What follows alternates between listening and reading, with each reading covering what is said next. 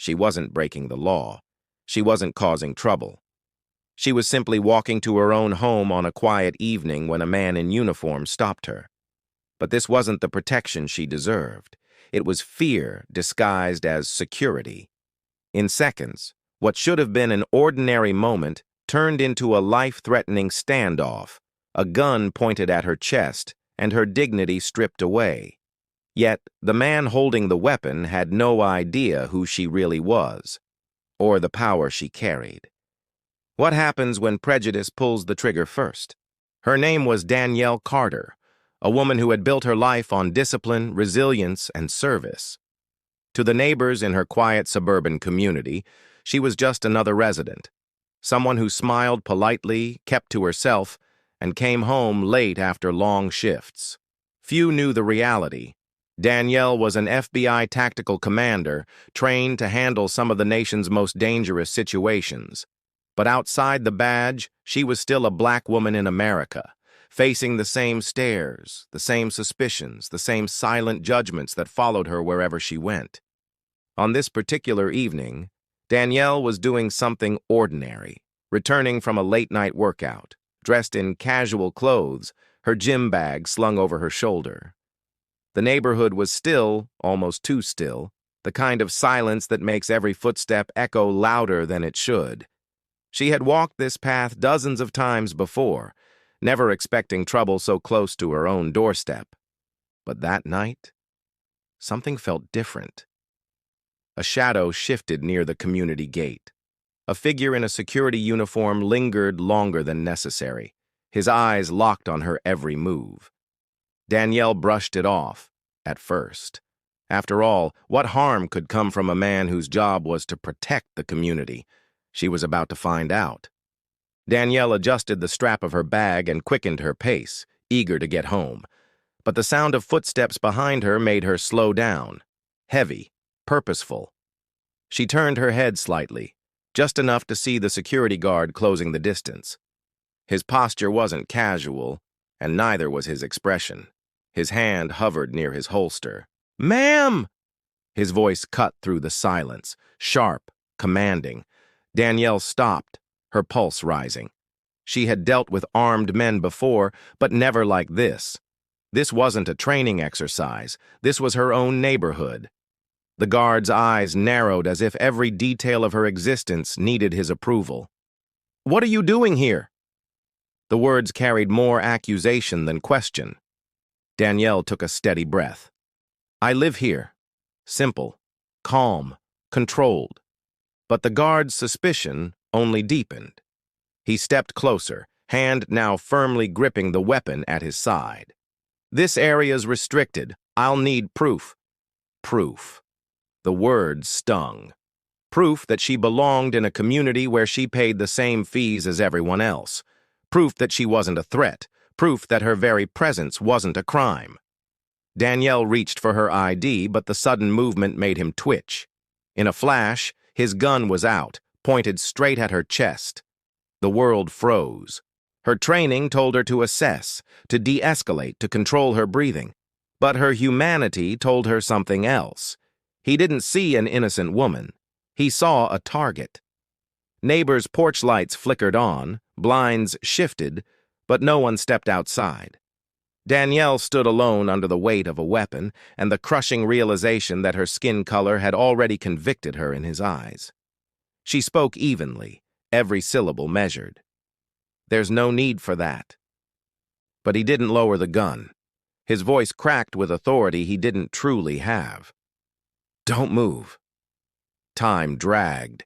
Every second stretched into eternity. Danielle knew that one wrong motion, one twitch, one misunderstood glance could end everything.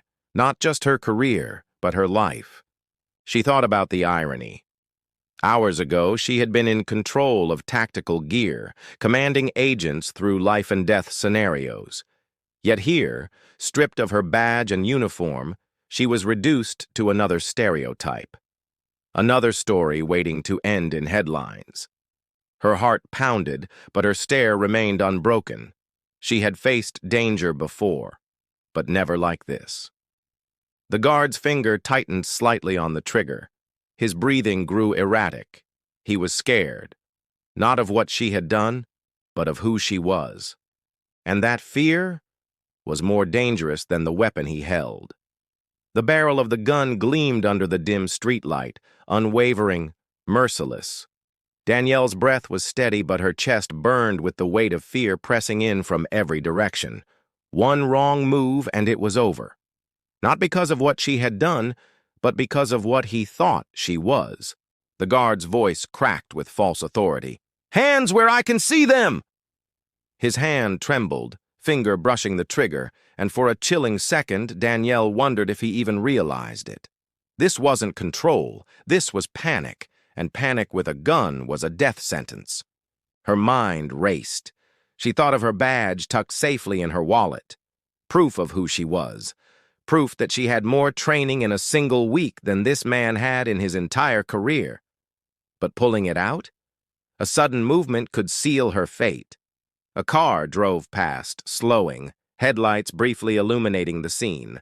The driver looked, hesitated, then kept going. Another witness who decided silence was safer. Danielle's heart twisted, but her body didn't flinch. She had to survive this moment. The guard shouted again, louder this time, desperate to mask his fear. "Now, hands up!" Danielle slowly raised her arms, every muscle tight, every nerve screaming. The weight of centuries of injustice pressed down on her shoulders in that moment. She wasn't Danielle Carter, FBI tactical commander. She was just another black woman with a gun aimed at her chest. The guard's finger curled tighter around the trigger. For a heartbeat, Danielle saw her life flashing in fragments, her family, her training, the cases she'd fought to solve. Would it all end here, on a sidewalk outside her own home? The world held its breath, and then everything changed. In the tense silence, Danielle did the only thing her training allowed. She spoke with calm, unwavering authority. "My wallet is in my bag. Slowly, I'm going to reach for it." Every word was deliberate, every breath measured. With careful precision, she revealed her badge, the unmistakable emblem of the FBI. The guard's face drained of color. His grip faltered, the weapon lowering as confusion replaced bravado. In that instant, the power shifted. The man who had seen her as a threat now stood face to face with the reality of his mistake. But for Danielle, the damage had already been done, because no badge, no title, no rank could erase the truth of what had just happened. For those few minutes, she was not seen as a commander, a protector, or a leader. She was seen only through the lens of prejudice, just another black body under suspicion. Danielle walked away that night with her life intact, but her spirit marked by a familiar scar. She had spent her career protecting this country, yet in her own neighborhood she was forced to protect herself from the very people meant to provide safety. And that's the tragedy of this story. Danielle's survival wasn't proof of justice. It was proof of how close injustice had come. Because for every story like hers that ends with survival, there are countless others that end in silence, in grief, in headlines we've read too many times before. So the question remains, how many more lives must be threatened? How many more guns drawn before society stops seeing blackness as danger and starts seeing it as human?